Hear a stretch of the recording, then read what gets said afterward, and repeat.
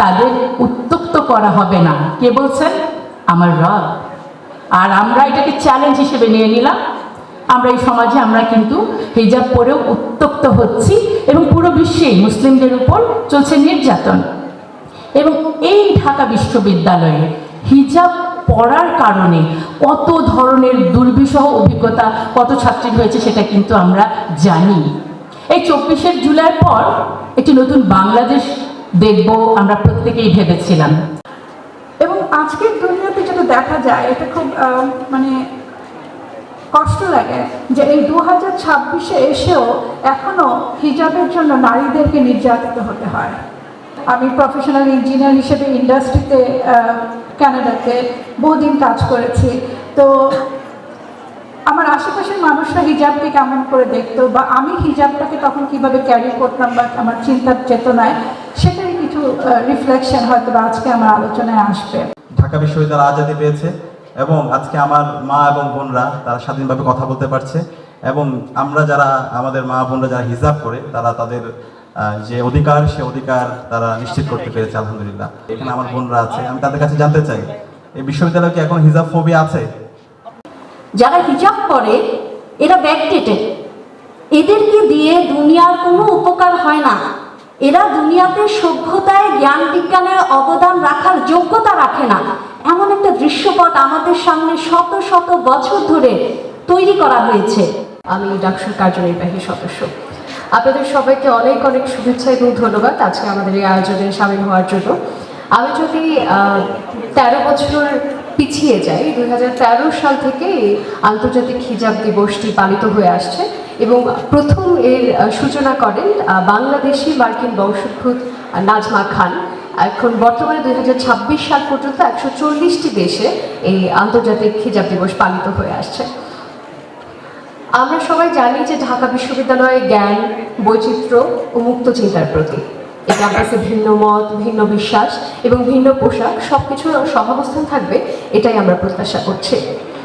শিক্ষাঙ্গনে কোনো শিক্ষার্থী যারা তার পোশাকের কারণে অস্বস্তি, বিদ্রুপ বা বৈষম্যের শিকার না হয়, এটা আমাদের সবার দায়িত্ব এবং আমরা চেষ্টা করব সবাই এই ব্যাপারটা সচেতন থাকতে যে আমাদের মাধ্যমে যাতে কারোর বিরুদ্ধে এ ধরনের বৈষম্য না হয়ে থাকে এবং একই সাথে অন্য কেউ যদি কারোর সাথে আমার বৈষম্য করে তাহলে এটা আমাদের নৈতিক দায়িত্বের মাঝে পড়ে যে আমরা সেটাকে বাধা দেব এবং প্রতিবাদ করব।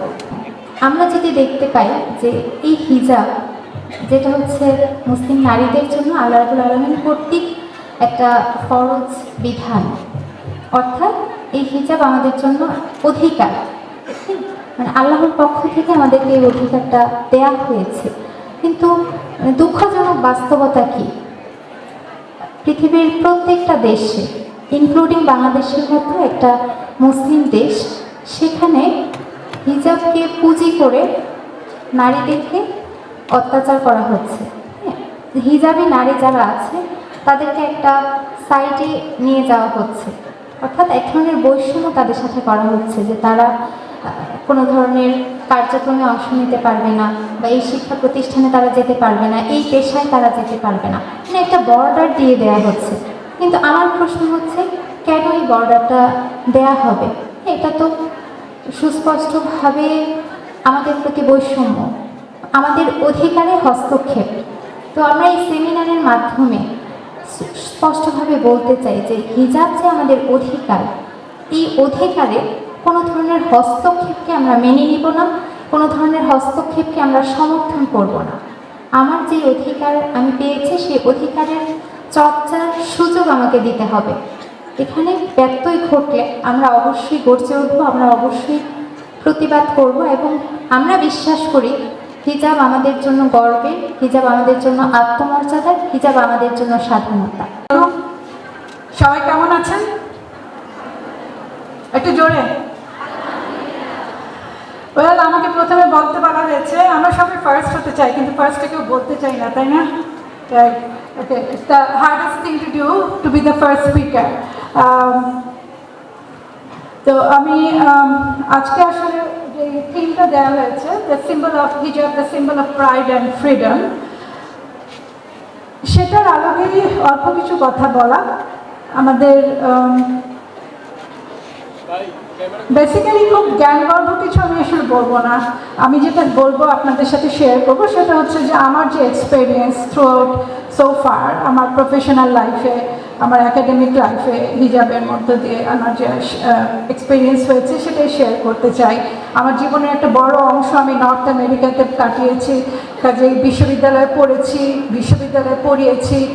প্রফেশনাল, যেহেতু আমি একজন সিভিল ইঞ্জিনিয়ার, আমি প্রফেশনাল ইঞ্জিনিয়ার হিসেবে ইন্ডাস্ট্রিতে কানাডাতে বহুদিন কাজ করেছি। তো আমার আশেপাশের মানুষরা হিজাবকে কেমন করে দেখতো বা আমি হিজাবটাকে তখন কিভাবে ক্যারি করতাম বা আমার চিন্তার চেতনায়, সেটারই কিছু রিফ্লেকশন হয়তো বা আজকে আমার আলোচনায় আসবে। তো আমার কাছে হিজাবটা হচ্ছে actually it's about identity, it's about choice, it's about power. এটা আমার একটা তিনটা জিনিস আমি ভাগ করতে পারি। এটার কথা একটু আগেই বলে গিয়েছে যে এটা আমাদের একটা পরিচয়, আমার আত্মপরিচয়ের একটা অংশ হিজাব, রাইট? এবং এটা আমার নিজের চয়েসে আমি এটাকে সিলেক্ট করেছি এবং এটা আমাকে এম্পাওয়ার করে। এবং মোস্ট ইম্পর্টেন্টলি আমার কাছে মনে হয় যে এটা খুব গুরুত্বপূর্ণ যে আমাদের জন্য দেখা যে what goodness I can bring to this আর্থ। আমি হিজাব করি, কিন্তু আল্লাহ তাআলা আমাকে যে জন্য দুনিয়াতে পাঠিয়েছেন, তিনি বলেছেন যে ইন্নী জাইলুন ফিল আরদি খলিফা, আমি দুনিয়াতে আমার খলিফা পাঠাচ্ছি। তিনি বলেননি যে তিনি শুধু পুরুষ খলিফা পাঠাচ্ছেন, তিনি পুরুষ নারী সবাইকেই পাঠিয়েছেন খলিফা হিসেবে, তার রিপ্রেজেন্টেটিভ হিসেবে। তাহলে তার রিপ্রেজেন্টেটিভ হিসেবে আমি একজন হিজাবি নারী কিভাবে দুনিয়াতে ভালো কিছু করে যাচ্ছি, সেটা হচ্ছে খুব গুরুত্বপূর্ণ একটা বিষয়। কাজে সেই মেজারমেন্টটা আমার থাকতে হবে যে আমার আউটফিটের মধ্যে হিজাব একটা অংশ, কিন্তু আমার ভালো কাজগুলো যেন সেটা আমার মধ্য দিয়ে রিফ্লেক্টেড হয়, আমি যেন ডেমনস্ট্রেট করতে পারি, দেখাতে পারি। এবং আজকের দুনিয়াতে যেটা দেখা যায়, এটা খুব মানে কষ্ট লাগে যে এই 2026-এ এসেও এখনো হিজাবের জন্য নারীদেরকে নির্যাতিত হতে হয়।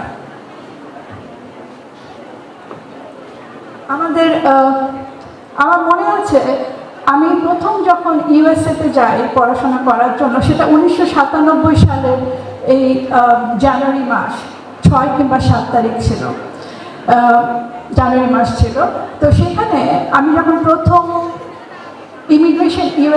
ইমিগ্রেশন অফিসারকে ফেস করি, আই রিমেম্বার যে ওই সময়টাতে আজ থেকে অলমোস্ট 30 বছর আগে আমার মধ্যে কোনো ফিয়ার ছিল না যে আমার এই হিজাবের জন্য আমাকে কোনো রকমের কোনো কিছু ফেস করতে হতে পারে। অথচ আজকে অলমোস্ট 30 বছর পরে এসে এখন আমাদের মধ্যে এক ধরনের ভয় কাজ করে যে হিজাবের জন্য কি আমাকে কোনো রকমের বাধা পেতে হবে কিনা, আমি ঢুকতে পারবো কিনা, ইত্যাদি ইত্যাদি। এবং কিছু কিছু দেশ তো অলরেডি পাবলিক প্লেসে হিজাব না করে দিয়েছে। এবং আরও দুঃখজনক হচ্ছে যে হিজাব নিয়ে যত আলোচনা হয় তার একটা বড় অংশে দেখা যায় হিজাবি নারীর ভয়েস শোনা যায় না। বিষয়টা হিজাবি নারীকে নিয়ে, কিন্তু হিজাবি নারীকে দেখা যায় না, তার বিষয় নিয়ে পুরুষরা কথা বলেন। এটা আরও দুঃখজনক। So it is very important যে আমাদের ভয়েসটা হার্ড হচ্ছে কিনা, আমরা নিজেদেরকে ওই জায়গাটায় নিতে পারছি কিনা যেখানে তারা বাধ্য হবে আমাদের কথা শুনতে। হিজাবকে বলা হয়ে থাকে অপারেশনের সিম্বল। আপনাদের কি তাই মনে হয় হিজাব কি অপারেশনের symbol? Do you feel silent? আপনার কি মনে হয় যে আপনাকে হিজাবের কথা বলে কেউ দমিয়ে রাখতে পারবে? গত 24-এ তারা কি পেরেছিল আপনাদেরকে দমিয়ে রাখতে? 24-এ কি পেরেছিল 24শে জুলাইতে আপনাদেরকে দমিয়ে রাখতে হিজাবের কথা বলে? জোরে বলতে হবে, পারেন? এক্স্যাক্টলি। তাহলে সামনেও পারবে না। হিজাব আপনাকে অনেক বেশি জোর দিবে, অনেক শক্তি দিবে। কেন দিবে? কারণ হিজাবের যেই মূল রিজন আপনি হিজাবটা করছেন সেটা এসছে আপনার সৃষ্টিকর্তার কাছ থেকে। It is directly his directive. আপনি সেই জন্য হিজাব করছেন, কাজে you are directly connected to আল্লাহ সুবহানাহু ওয়া তাআলা আপনার এই হিজাবের মধ্য দিয়ে। এবং এই হিজাবটা আমার ফেইথ, আমার বিশ্বাস, আমার ভ্যালুজ সব কিছুকে ডেমনস্ট্রেট করে, সব কিছুকে শো করে। It's not only a piece of fabric. এটা এক টুকরো কাপড় মনে করলে ভুল হবে। যারা এটা মনে করছে, আসলে শাসক গোষ্ঠী বোঝে যে এটা এক টুকরো কাপড় না, এটা হচ্ছে একটা বিশ্বাস, এটা একটা শক্তি। এই যে এম্পাওয়ারমেন্টের কথা বলছি, এটা যে একটা পাওয়ার, এটা তারা বিশ্বাস করে। এবং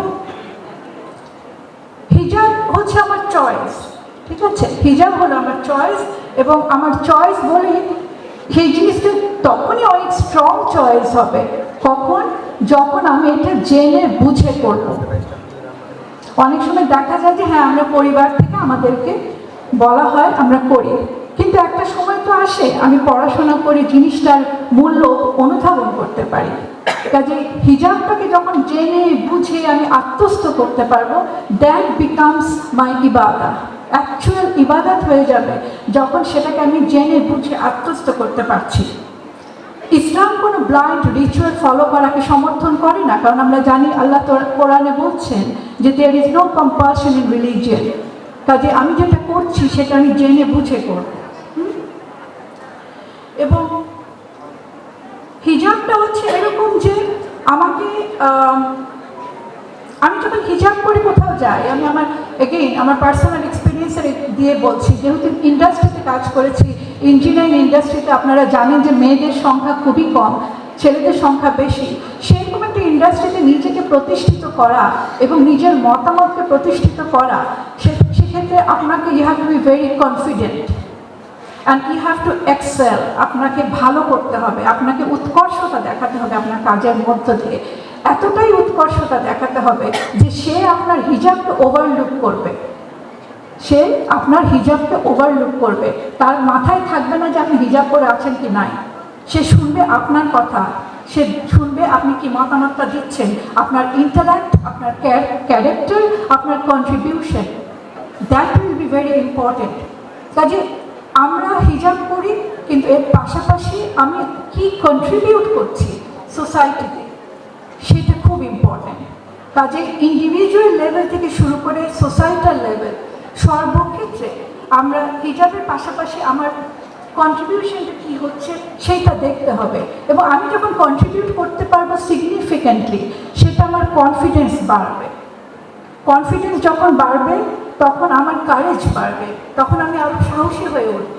এবং সাহসী নারী তখন আস্তে আস্তে লিডারশিপের দিকে যাবে, সে তখন নেত্রী হয়ে উঠবে।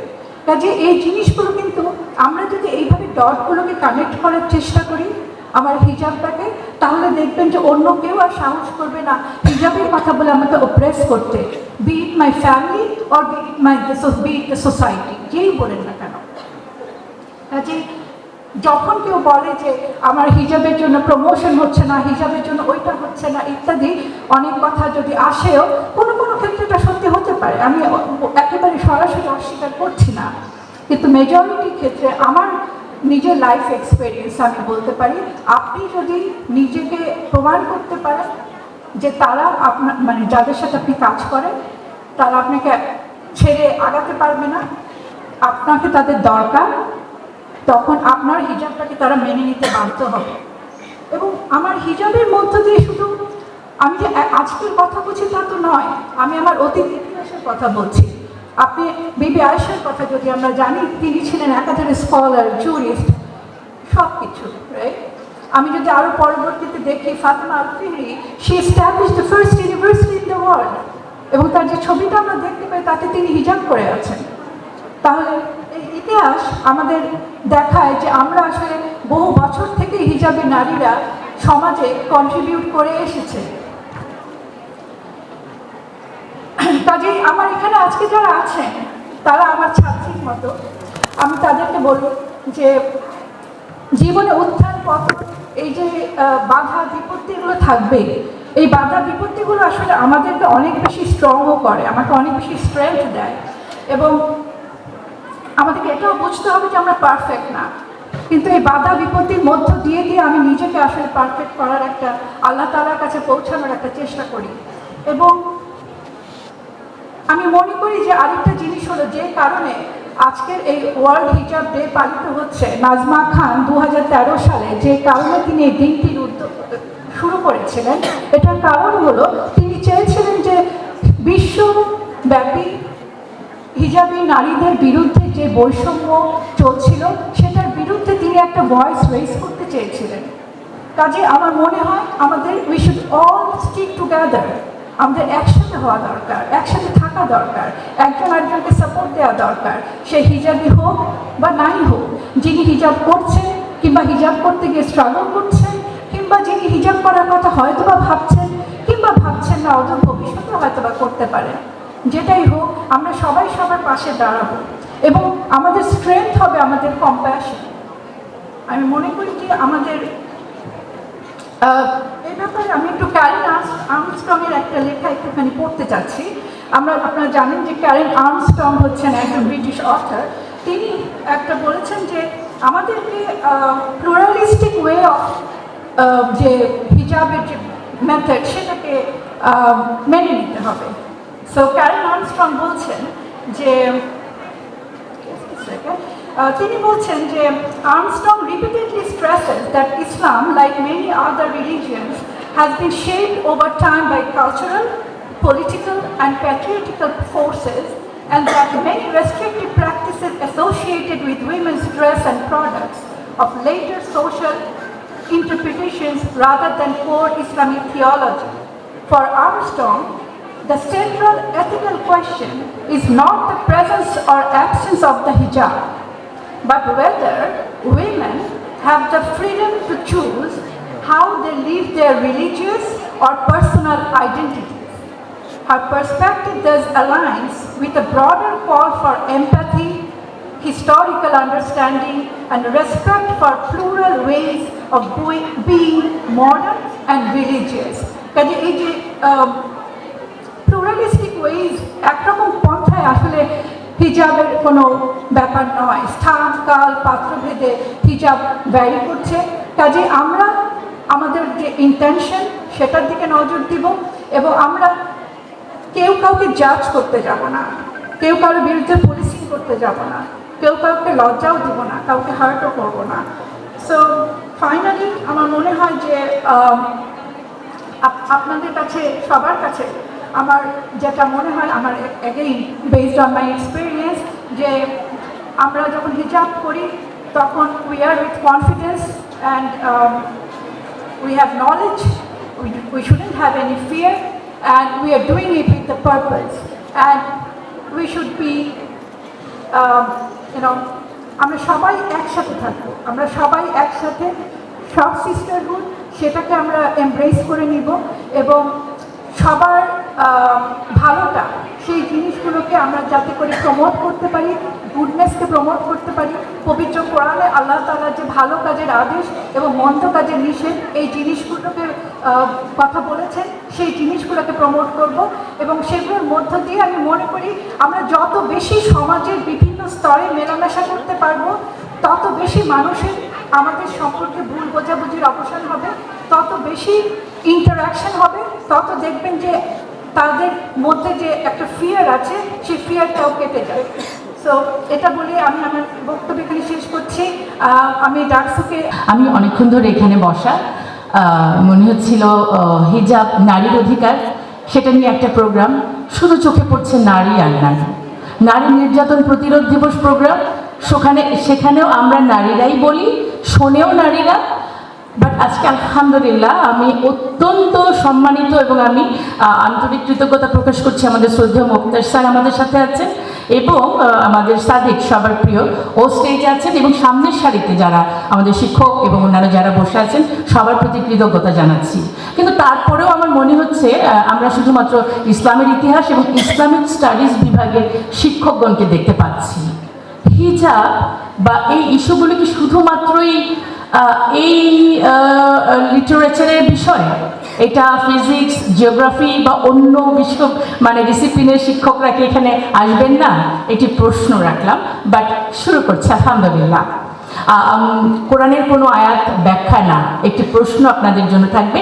সেজন্য আহজাবের যে 59 নম্বর আয়াতে যেটা বলা আছে যে, হে নবী, আপনি আপনার স্ত্রীগণকে, কন্যাগণকে এবং মুমিন নারীদেরকে বলুন তারা যেন তাদের চাদরের কিছু অংশ তাদের উপর টেনে নেয়, এতে তাদের চেনা সহজ হবে, ফলে তাদের উত্ত্যক্ত করা হবে না। লাস্ট লাইনটার প্রতি আপনাদের দৃষ্টি আকর্ষণ করছি, তাদের উত্ত্যক্ত করা হবে না। কে বলছেন? আমার রব। আর আমরা এটাকে চ্যালেঞ্জ হিসেবে নিয়ে নিলাম। আমরা এই সমাজে আমরা কিন্তু হিজাব পরেও উত্তপ্ত হচ্ছি এবং পুরো বিশ্বেই মুসলিমদের উপর চলছে নির্যাতন। এবং এই ঢাকা বিশ্ববিদ্যালয়ে হিজাব পড়ার কারণে কত ধরনের দুর্বিষহ অভিজ্ঞতা কত ছাত্রীর হয়েছে সেটা কিন্তু আমরা জানি।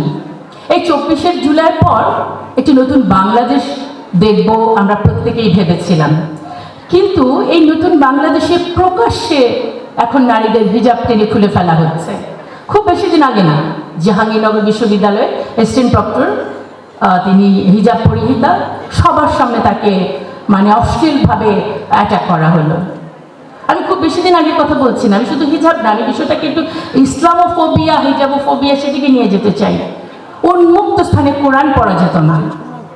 কি বলা হলো? কেন বাধা দিয়েছেন? উপরের থেকে চাপ আছে। প্রশ্ন করতে চাই, এই অফিসিয়াল উপরকে ভয় পাচ্ছেন, এর উপর তো আরেকটা উপর আছে, সেখানে কি জবাব দিবেন? দেখেন এই কিছুদিন আগে না, জাস্ট হয়তো 2-3 দিন আগে আমরা ফেসবুক, ইউটিউব সব জায়গায় লাইভ যে দৃশ্যটি দেখলাম, হিজাব পরিহিতা একজন নারী, উনি নির্বাচনী ক্যাম্পেইন করছেন এবং একটি রাজনৈতিক দলের কিছু মানুষের মধ্যে একজন তার পেট বরাবর লাথি মারলেন। এটি শুধুমাত্র একজন নারীর পেটে লাথি লাগেনি, উনি প্রেগনেন্ট ছিলেন, যেখানে আমরা সন্তান ধারণ করি সেখানে লাথিটি লেগেছে। এটি সমগ্র নারী জাতির জন্য একটি অত্যন্ত অপমানজনক এবং আমি নিজে লজ্জিত এরকম গর্ভ থেকে আমার এরকম কোনো সন্তান জন্ম হতে পারে যারা সেই গর্ভেই লাথি মারেন। এটা শুধু নারী জাতির গর্ভের ওপর লাথি না, এটি গণতন্ত্রের মুখের ওপর লাথি, যেখানে কোনো বাক স্বাধীনতা থাকছে না। আপনারা লিখেছেন হিজাব হচ্ছে কি আমার প্রাইড এবং আমার মানে ফ্রিডম। প্রাইড তো আমাকে প্রাউড করলেন আমার রব, আর আপনারা দুনিয়ার মানুষ এই হিজাবের জন্য আমাকে অপমানিত করলেন, লাথি মারলেন। আর ফ্রিডম কথা বলতে চাইলে কি হচ্ছে সেটি তো আমরা প্রত্যেকেই দেখছি। আমরা এই আন্দোলনের পর আমরা ভাবছি যে কি দেখার কথা কি দেখছি, কি শোনার কথা কি শুনছি। গানে ছিল যে 30 বছর ধরে আমি স্বাধীনতাটাকে খুঁজছি, আমাদের 55 বছর হয়ে গেছে আমরা কিন্তু সেই স্বাধীনতাটাকেই খুঁজছি এবং বুঝতে পারছি না যে কবে পাবো এই ইনসাফের বাংলাদেশ। দেখেন আমার রব আমাকে অধিকার দিবার পরও আমাকে হিজাব দিয়ে পালন করতেছে। আমি অত্যন্ত আবেগের সাথে রায়হানের প্রতি অনেক ধন্যবাদ জানাচ্ছি যে একা 100 না, আমাদের রায়হানের মতো সাদিকের মতো মানুষেরা যখন আমাদের ভাই, আমাদের স্বামী, আমাদের বন্ধুরা যখন নারীর অধিকারের জন্য পাশে থাকবে, অবশ্যই সেটি ইনশাল্লাহ সাকসেসফুল হবে। দেখেন হিজাবটা তো আমার কাছে সেই দিন যেদিন আমার রব বললেন যে পর্দা করতে হবে এবং নারীরা সামনে যে কাপড় পেল সেটা দিয়ে কিন্তু মাথা ঢেকে ফেললো। আর আমাদের দেশে হিজাব পরলে এখনো আমি জানি না সামনে আরও কি হবে, কিন্তু চাকরি হবে না। আমরা কেমন মুসলমান? বাট আমি কিন্তু হতাশাগ্রস্ত নই। আমি বিশ্বাস করি আমার রব আমাকে দিয়েছেন যেই ক্রাউন, সেটি পরে আমি অনেক বেশি শক্তিশালী। আর আসল পর্দাটা কিন্তু তাকওয়ার, ব্যাখ্যা করতে যাব না। আমরা শুধুমাত্র একটি কাপড় মাথায় দিই না, এটা আমাদের অন্তরের পরিশুদ্ধতাও আমরা কিন্তু নিশ্চিত করি। কিন্তু মনে রাখতে হবে যুগ যুগ ধরে ইসলামের এই শত্রুরা কিন্তু আমাদের বিপরীতে কাজ করেই যাচ্ছে এবং পাশ্চাত্য ঔপনিবেশিক শক্তিগুলোর টার্গেট ছিল কোনো একটা জাতির সংস্কৃতি এবং ধর্ম। এর চেয়েও বড় টার্গেট হচ্ছে নারীরা। কারণ একজন নারীকে যদি সংস্কৃতি থেকে সরিয়ে ফেলা যায়, একটি পরিবার ধ্বংস হবে, সাথে সাথে একটি সমাজ যখন ধ্বংস হবে এই রাষ্ট্রকে নিয়ন্ত্রণ করা খুব সহজ হবে। এই যে কিছুক্ষণ আগে রায়হানের কাছে শুনলেন যে আলজেরিয়াতে যখন ফ্রান্স কলোনি করে তখন কিন্তু এই হিজাবকেই নিষিদ্ধ করার হচ্ছিল এবং মনোবিজ্ঞানী ফ্রান্স ফানো সেখানে নারীদের মানে যে মানবিক যে শক্তি সেটা নিয়ে কথা বলেছিলেন। আমরা হিজাবকে আসমানীয় শক্তি হিসেবে মনে করি। একটি কমন গল্প আমি সবসময় বলি, আজকে আরেকবার বলছি, যেটি আমাদের শক্তিকে অনেক বাড়িয়ে দেবে। আপনারা সার্কাসের হাতি দেখেছেন? একটি জঙ্গল থেকে যখন খুব দুরন্ত হাতিকে নিয়ে আসা হয়, প্রথমে কিন্তু সে বশ মানে না। কি করা হয়? তাকে পায়ের মধ্যে শেকল দিয়ে মানে বেঁধে রাখা হয়। হাতিটি ছুটে পালানোর চেষ্টা করে, ওর পাটা রক্তাক্ত হয়। আবার পালানোর চেষ্টা করে, আবার রক্তাক্ত হয়। এইভাবে করে তার মধ্যে একটা আত্মবিশ্বাস জন্মে যে সে আর কখনো এখান থেকে বের হতে পারবে না। সুতরাং তারপর সেই নর্মাল যেই সার্কাসের যে তাঁবুগুলো দেখেছেন, কেমন পাতলা কাপড় দেওয়া বাঁশের মধ্যে লাগানো। একদিন সেই তাঁবুতে আগুন লাগলো, সবাই যার যার মতো পালিয়ে গেল। বিশালকায় হাতিটি কিন্তু একটু পালানোর চেষ্টা করলো না, কারণ ও বারবার ছুটতে গিয়ে যখন রক্তাক্ত হয়েছে ওর আত্মবিশ্বাসটি নষ্ট হয়ে গিয়েছিল।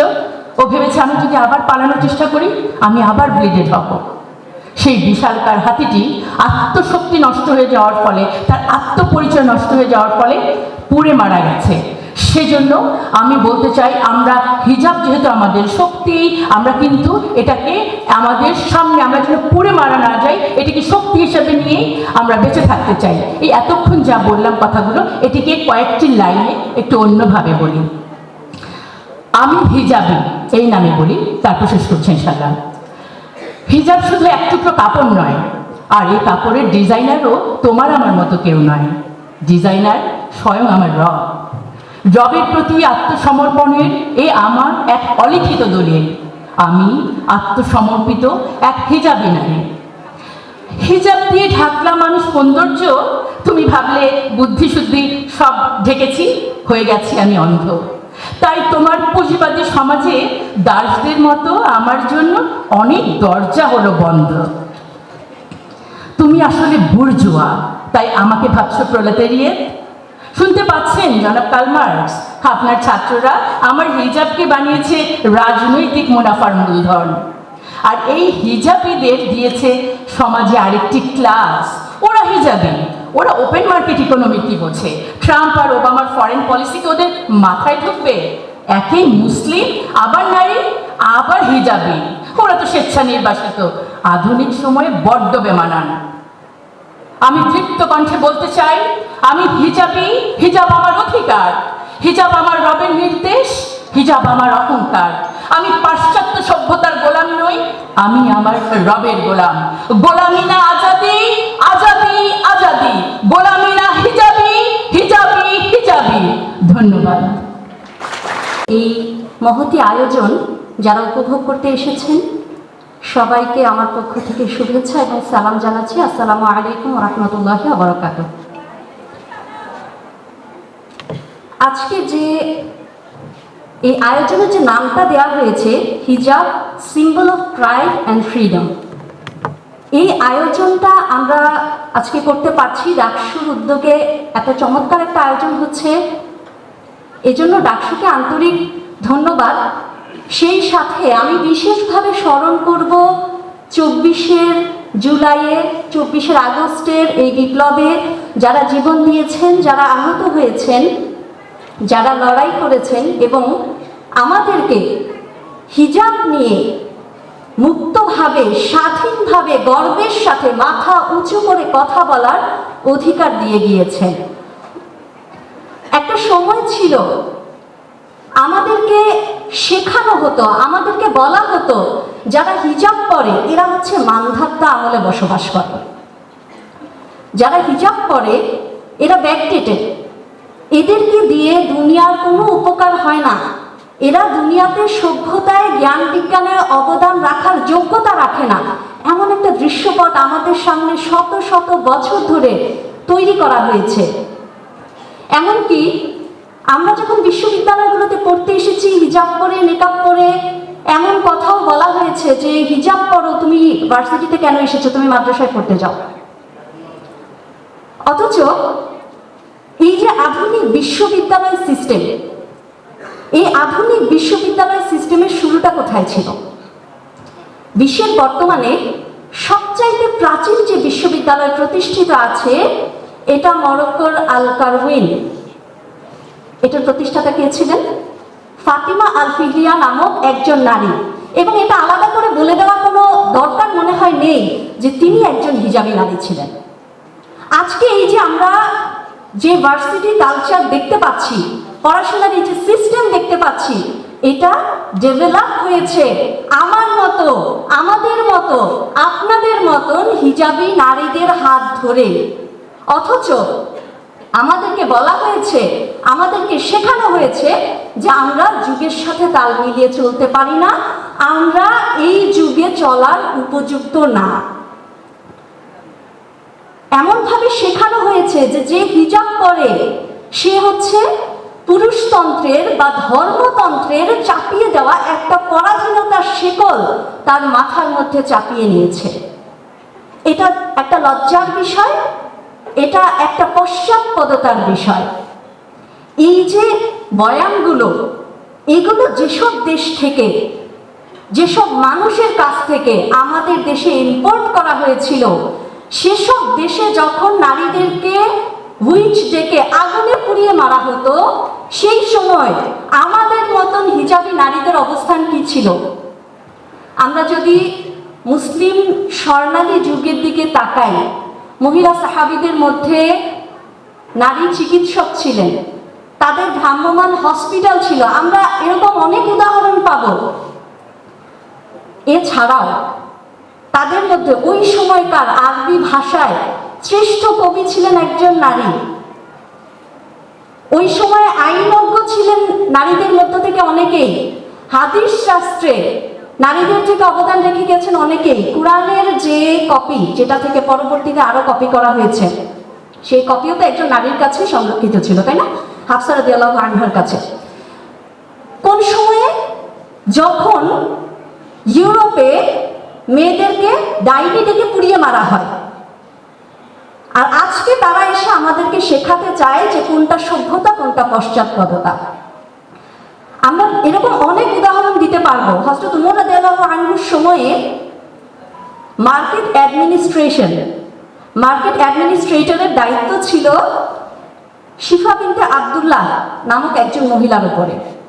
বলার অপেক্ষা রাখে না, তিনি হিজাবি ছিলেন। এবং আমরা দেখতে পাই যে মানে এখানে উদাহরণ দিতে গেলে আসলে ঘন্টার পর ঘন্টা চলে যাবে, আমার উদাহরণ দেওয়া শেষ হবে না। আমি অল্প কয়েকটা বলি। আয়েশা বিনতে তালহা, যিনি তাবেঈদের যুগে এক্সিস্ট করতেন, তিনি কবিতা সাহিত্য ছাড়াও জ্যোতিষশাস্ত্র, নভমণ্ডলের যে তারকাপুঞ্জি, এগুলোর ব্যাপারে গভীর জ্ঞান রাখতেন। অনেক বিজ্ঞানীরা তাকে কোট করেছেন, তার জ্ঞানের উপর ভিত্তি করে কাজ করেছেন। মিশরে এবং দামেস্কের প্রভাবশালী রাজনৈতিক একজন ব্যক্তি ছিলেন, যিনি ওই সময়কার এই দেশগুলোতে আইন প্রণয়নে ভূমিকা রেখেছিলেন। তার নাম ছিল ফাতিমা বিনতে আব্বাস। আরবি ব্যাকরণ শাস্ত্র যদি দেখা হয়, প্রচুর নারীর উদাহরণ পাওয়া যায় যারা ব্যাকরণ শাস্ত্রের পণ্ডিত ছিলেন। আজকাল ইদানিং আমরা দেখি যে, কিছুদিন আগে একটা ভিডিও দেখলাম যে কিছু নারী তাদের রাজনৈতিক অধিকার চর্চা করছিলেন, তারা তাদের দলের প্রচারণা চালাচ্ছিলেন। সেখানে গিয়ে বলা হচ্ছে যে এই যে আপনারা বের হয়ে আসছেন, এগুলা কি ইসলামে আছে? আপনারা ইসলামের নামে ভণ্ডামি করেন। হিজাব পরিহিত কিছু নারী তাদের রাজনৈতিক অধিকার চর্চা করছে দেখে বলা হচ্ছে যে এসব ইসলামে নাই। অথচ আমরা যদি দেখি যে, আমরা আসমা বিনতে আবু বকর রাদিয়াল্লাহু আনহার নাম সবাই জানি। সিদ্দিক আকবর আবু বকর রাদিয়াল্লাহু আনহুর কন্যা। যখন হাজ্জাজ বিন ইউসুফের অপশাসন চলে, সেই সময় তিনি খুবই ভূমিকা রেখেছিলেন। তার ছেলে আব্দুল্লাহ ইবনু জুবাইরের পাশাপাশি, আব্দুল্লাহ ইবনু জুবাইর তখন ময়দানে যুদ্ধ করেছেন, আর তিনি মানুষকে সঠিক কথা বোঝানোর জন্য, অনেক বয়স্ক ছিলেন, চোখ অন্ধ হয়ে গিয়েছিল, তিনি তখনও ভূমিকা রেখেছেন। এবং কারবালার যে কারবালার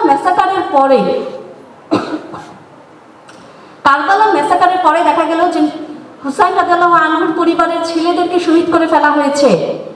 তখন এই সময়ে প্রতিষ্ঠিত রাজনৈতিক শক্তির বিরোধী যেই চিন্তাধারাগুলো ছিল, তাদের দায়িত্ব নেন, তাদের অভিভাবকত্বের দায়িত্ব নিয়েছিলেন জয়নাব বিনতে আলী, মুহাম্মদ সাল্লাল্লাহু আলাইহি ওয়াসাল্লামের নাতনি, এবং ওই সময়কার প্রেক্ষাপটে যিনি ছিলেন সবচাইতে প্রভাবশালী রাজনীতিক। আজকে আমাদেরকে যেসব শেখানো হয় বা যেসব বলা হয় যে হিজাব পরে এটা করা যাবে না, সেটা করা যাবে না, বা হিজাব যারা করে এগুলো তাদের কাজ না, যারা হিজাব পরবে তারা ঘরে থাকবে, যদি তুমি সভ্যতা, জ্ঞান, বিজ্ঞান, সংস্কৃতিতে অবদান রাখতে চাও, তোমার মাথার উপরে যে কাপড়টা দেওয়া আছে এটা তার সাথে মানানসই নয়। আমরা যখন এই উদাহরণগুলো দেখি তখন আমাদের কাছে স্পষ্ট হয়ে যায় যে আমাদেরকে এতদিন একটা খণ্ডিত চিত্র তুলে ধরা হয়েছে।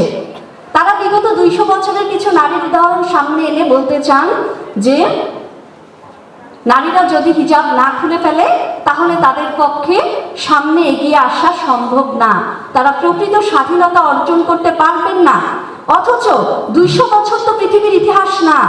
আমরা যদি পৃথিবীর ইতিহাস দেখি, যেটা কিছুক্ষণ আগে বললাম, যে সময়ে এই তথাকথিত সভ্যতার ধ্বজাধারীরা নারীদেরকে মানুষ মনে করতো না, নারীদেরকে তারা মানুষ হিসেবে গণ্য করতো না, সেই সময়কার নারীরা যারা হিজাবি নেকাবি ছিলেন, এই নারীরা সভ্যতা, সংস্কৃতি, রাজনীতি, জীবনের সমস্ত ক্ষেত্রে, দুনিয়ার সমস্ত ক্ষেত্রে অবদান রেখে গেছেন। আজকের দিনে দাঁড়িয়ে আমাদের মাঝে কোনো হীনম্মন্যতা নেই। আমরা তাদের উত্তরসূরি, যাদের হাত ধরে আজকের এই যে শিক্ষা ব্যবস্থা, এটার উন্মেষ ঘটেছিল। আমরা সেই সব নারীর উত্তরাধিকারী, যাদের হাত ধরে জ্ঞান বিজ্ঞানের উন্মেষ ঘটেছিল। আমরা সেই সব নারীর উত্তরাধিকারী, যাদের হাত ধরে উমাইয়ারা যখন রাসূল সাল্লাল্লাহু আলাইহি সাল্লামের আনীত বিধানের বাইরে গিয়ে শাসন করতে থাকলো, তখন তাদেরকে সঠিক পথে আনার জন্য যে রাজনৈতিক আন্দোলন হয়েছে, সেখানে যারা নেতৃত্ব দিয়েছেন, আমরা সেই সব নারীর উত্তরসূরি। আমাদের জন্য হিজাব আমাদের স্বাধীনতার চিহ্ন, আমাদের গর্বের চিহ্ন। এটাকে নিয়ে আন্ডারএস্টিমেট কেউ করবে, আর করলেই আমরা বিভ্রান্ত হয়ে যাব, সেই দিন ইনশাল্লাহ চলে গিয়েছে। ইনশাল্লাহ বাংলার মাটিতে এরকম দিন আর কখনোই ফিরে আসবে না। আমি সবাইকে আহ্বান জানাবো, নিজের জায়গায় আমরা যেন নিজেরা আত্মসচেতন হই। আমাকে কেউ এসে বলবে যে আমি কেন হিজাব করি, আর অমনি আমি সেটা নিয়ে মুষড়ে পড়বো, মন খারাপ করে ফেলবো, আমরা যেন এতটা দুর্বল না হই। আমরা কাদের উত্তরসূরি, আমরা কিসের ধারক বাহক, সেই ব্যাপারে আমরা নিজেরা ইনশাল্লাহ সচেতন হব এবং গর্বের সাথে ইনশাল্লাহ আমরা আমাদের এই পরিচয়কে ধারণ করব। আল্লাহ সুবহানাহু ওয়া তাআলা 24-এর যে শহীদদের মাধ্যমে আমরা এভাবে মুক্তভাবে কথা বলার অধিকার ফিরে পেয়েছি, তাদেরকে উত্তম প্রতিদান দিন। যারা এখনো অসুস্থ তাদেরকে সুস্থ করে দিন, যারা লড়াই করেছেন তাদের সবাইকে উত্তম প্রতিদান দিন। এবং আমরা যারা এখনো আছি, কথা বলছি, কথা শুনছি, আমরা প্রত্যেকে যেন তাদের যে অসমাপ্ত কাজ, তাদের যে অসমাপ্ত লড়াই, সেটাকে সমাপ্ত করার ভূমিকা রাখতে পারি। আল্লাহ তাআলা আমাদেরকে তৌফিক দিন। সবাইকে আবার আফসানা আক্তার, কার্যনির্বাহী সদস্য উম্মে ওয়াসাতুন রাফিয়া সহ এই অসাধারণ আয়োজন করার জন্য একই সাথে ধন্যবাদ জানাচ্ছি আজকে আমাদের যারা আমন্ত্রিত অতিথিরা আছেন, ব্যস্ততার মাঝে তারা আমাদেরকে সময় দিয়েছেন। আমরা তাদের প্রতি ঢাকা বিশ্ববিদ্যালয় কেন্দ্রের ছাত্র সংসদ ডাকসুর পক্ষ থেকে কৃতজ্ঞতা জ্ঞাপন করছি। ঢাকা বিশ্ববিদ্যালয়ে আজকে প্রতিষ্ঠার প্রায় 105 বছর আমরা পার করছি। স্বাধীনতার আজকে 5 দশক হচ্ছে এবং এর মধ্যে ডাকসু হয়েছে এবার সহ মোট 8 বার। তো কোনো ডাকসুতে আমার কাছে মনে হয় না হিজাব নিয়ে কখনো আলাপ হয়েছে। হিজাব নিয়ে আলোচনা করা অথবা হচ্ছে ইসলামের যে সিম্বলগুলো আছে সেগুলো নিয়ে এই ক্যাম্পাসে আলোচনা করা এক ধরনের অবশ্যই নিষেধাজ্ঞা ছিল, যেটাকে সবসময় প্রবলেমেটাইজ করা হয়েছে, এটাকে সবসময় সমস্যাজনক হিসেবে হাজির করা হয়েছে। তো আজকে জুলাই বিপ্লবের মাধ্যমে, শহীদদের আত্মত্যাগের মাধ্যমে আজকে সারা বাংলাদেশের মানুষ আজাদি পেয়েছে, ঢাকা বিশ্ববিদ্যালয় আজাদি পেয়েছে এবং আজকে আমার মা এবং বোনরা তারা স্বাধীনভাবে কথা বলতে পারছে এবং আমরা যারা আমাদের মা বোনরা যারা হিজাব করে তারা তাদের যে অধিকার, সে অধিকার তারা নিশ্চিত করতে পেরেছে আলহামদুলিল্লাহ। তো এতক্ষণ ধরে অনেক আলাপ হয়েছে, হিজাবের ব্যাকগ্রাউন্ড অনেক বড় আলোচনা হয়েছে। এখন আমরা এটা এক্সিকিউশন দেখতে চাই। আমরা যারা ঢাকা বিশ্ববিদ্যালয়ে পড়াশোনা করি, এখানে আমার বোনরা আছে, আমি তাদের কাছে জানতে চাই এই বিশ্ববিদ্যালয়ে কি এখন হিজাব ফোবিয়া আছে?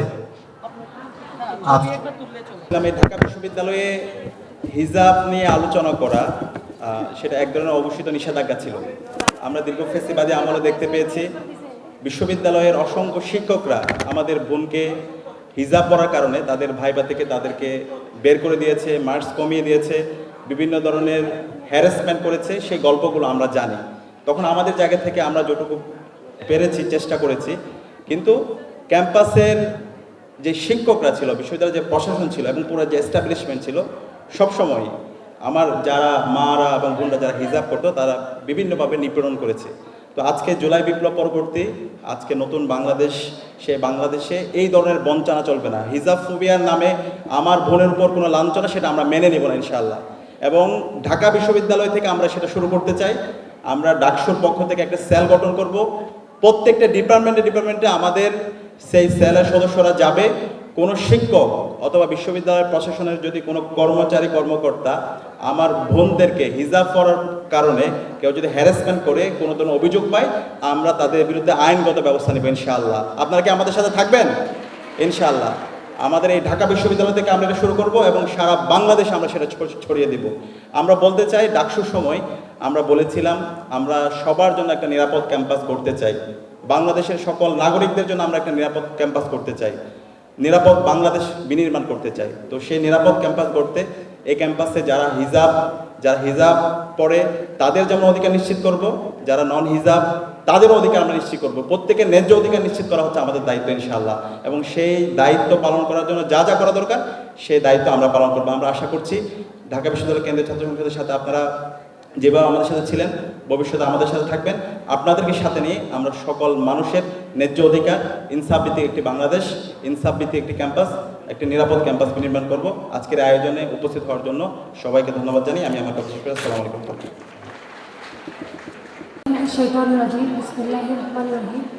আসসালামু আলাইকুম। উপস্থিত সাংবাদিকবৃন্দ এবং আমাদের বোন সহ আমাদের অতিথিদের শুভেচ্ছা জানিয়ে আজকের কথা শুরু করছি। আজকে আমরা ডাকসু কর্তৃক বিশ্ব হিজাব দিবস প্রোগ্রামটা সুন্দরভাবে আয়োজন করার চেষ্টা করেছি। জানি না কতটুকু পেরেছি, আপনাদের অভিজ্ঞতা বলে দিবে আমরা প্রোগ্রামটা কতটুকু সুন্দরভাবে আয়োজন করতে পেরেছি সেটা। আজকের এই প্রোগ্রাম থেকে আমরা একটা বার্তা পৌঁছাইতে চাই বাংলাদেশ এবং সারা বিশ্বের কাছে, সেটা হলো হিজাব আমাদের অধিকার, হিজাব আমাদের পরিচয়, হিজাব আমাদের সংস্কৃতি, এটা কেড়ে নেওয়ার সাধ্য কারণে আমরা হিজাবটা আমরা নিজে ধারণ করি এবং বিশ্বাস করি এবং ইসলামের দিক থেকেও হিজাবটা আমাদের কাছে ফরজ আইন হিসেবে আমরা করি। আমি চাই যে জুলাই পরবর্তী যে আমরা স্বাধীন নতুন বাংলাদেশ পেয়েছি, সেখানে আমরা হিজাবের কারণে কেউ কোনো আপু কোনো মা কটূক্তির শিকার হবে না, হেনস্থার শিকার হবে না, বুলিংয়ের শিকার হবে না, সেটা কামনা করি। কিন্তু বাস্তবতা হলো আমরা হিজাবের কারণে এখনও পর্যন্ত নিপীড়িত হই, নির্যাতিত হই। সেটা আপনারা আমাদের দেশের যে নির্বাচনের এখন যে আমেজ, সেটাতে খেয়াল করে লক্ষ্য করবেন যে আমাদের বর্তমানে প্রতিদিন বিভিন্ন জায়গায় হিজাবের কারণে অনেক মা বোনদের হেনস্থার শিকার হতে হচ্ছে। আপনারা খেয়াল করবেন যে আমাদের অনেক বোন ঢাকা বিশ্ববিদ্যালয়ের মতো জায়গায়ও হিজাবের কারণে তুতু নিক্ষেপ করে, তাদের কটূক্তি করে, হিজাব টান দিয়ে খুলে ফেলে, এরকম ঘটনা হয়। সেটা আসলে ঢাকা বিশ্ববিদ্যালয়ের শিক্ষার্থী বা আমি ডাকসু প্রতিনিধি যেই হই, একজন নারী হিসেবে এটা আমার জন্য অনেক কষ্টকর যে বর্তমান সভ্য সমাজে যে কোনো নারীদের পোশাক নিয়ে নারীদের কটুকথা শুনতে হচ্ছে।